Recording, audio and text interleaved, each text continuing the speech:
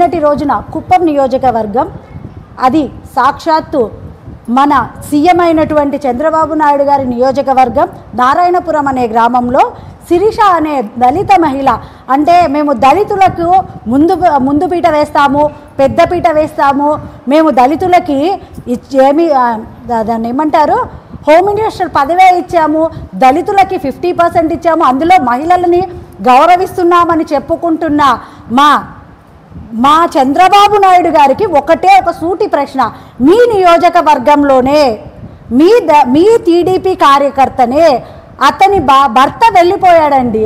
భర్త వెళ్ళిపోయి 10 ఏళ్ల క్రితము భర్త 80,000 రూపాయలు అప్పు చేసి వెళ్ళిపోయాడు. వెళ్ళిపోయిన తర్వాత ఆమె పిల్లల్ని పెట్టుకొని ఒంటరి మహిళ ఒంటరిగా జీవిస్తుంది. ఎవరి దగ్గర కూడా యాచించకుండా ఆమె కూలి పనికి వెళ్తూ జీవిస్తూ ఉంది.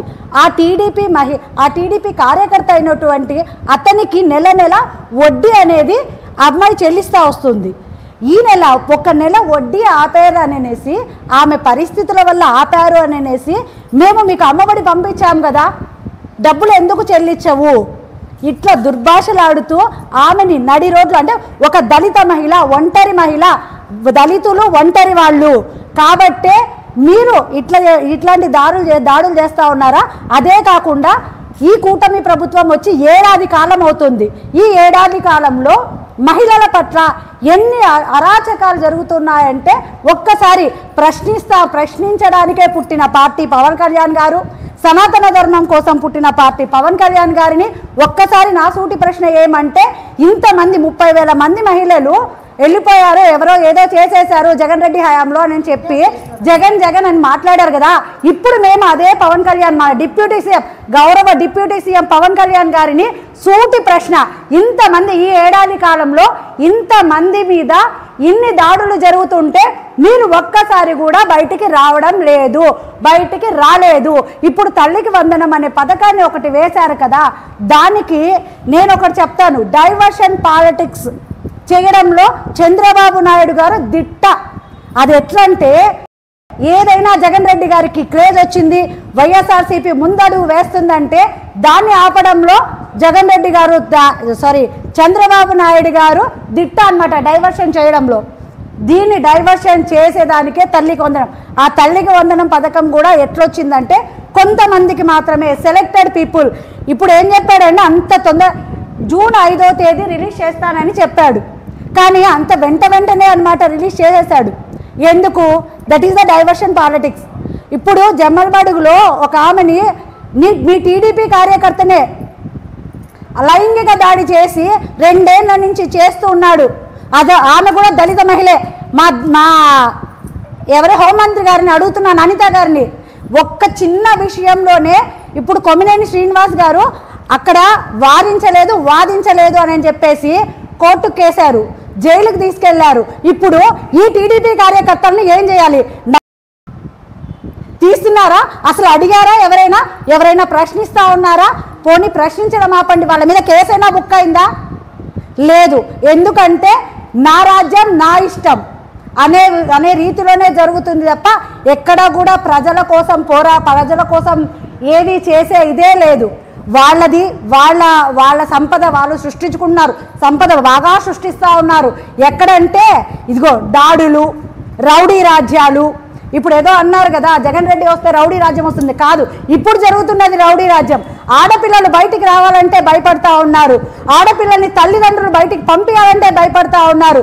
అటువంటి దుస్థితిని తీసుకొచ్చిన ఈ కూటమి ప్రభుత్వానికి నిజంగానే దిస్ ఇస్ షేమ్ ఆన్.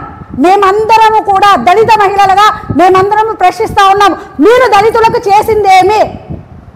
దళిత మహిళగా మీరు ఉన్నారు, మీరు ఒక హోదాలో ఉన్నారు, మీరు బయటకు వచ్చి మాట్లాడండి. కొమ్మినేని శ్రీనివాస్ గారి పైన కాదు, చంద్రబాబు నాయుడు గారు అండ్ మీ అనిత గారికి ఇద్దరికి చెప్తా ఉన్నాను, జగన్ రెడ్డి గారి పైన కాదు, మీరు మాట్లాడాల్సింది. మీరు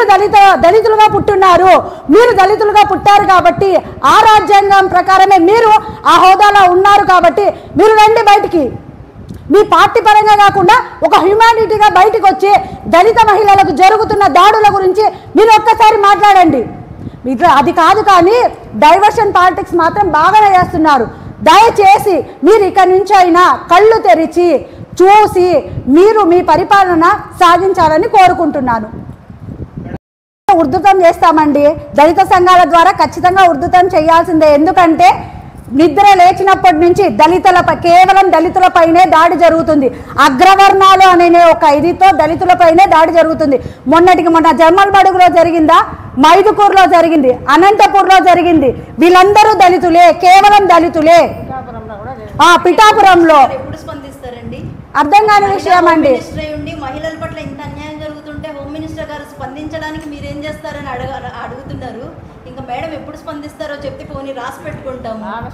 లేదు మా లొకేషన్ రాసి ఇచ్చిన హైలైట్ పాయింట్స్ కే మేము స్పందిస్తాము అని ఆమె ఏమన్నా ఒక కొత్త బుక్ ఓపెన్ చేశారేమో అవన్నా చెప్పమనండి. అవి జరిగినప్పుడన్నా మేము రోడ్ ఎక్కి అక్క పలానా రోజు నువ్వు దీనికి స్పందిస్తానన్నావు కదా, స్పందించక్క అని రిక్వెస్ట్ చేస్తాము. హోమ్ మినిస్టర్ గారు లేడీ హోమ్ మినిస్టర్ గారు కాదు, being a lady home minister, ఒక మహిళా హోమ్ మినిస్టర్ అయ్యుండి మేమందరం చాలా గర్వపడ్డాము. ఒక ఉన్నతమైన పదవిని కూటమి ప్రభుత్వం ఒక మహిళకి ఇచ్చారు అని నిజంగా గర్వపడ్డాము.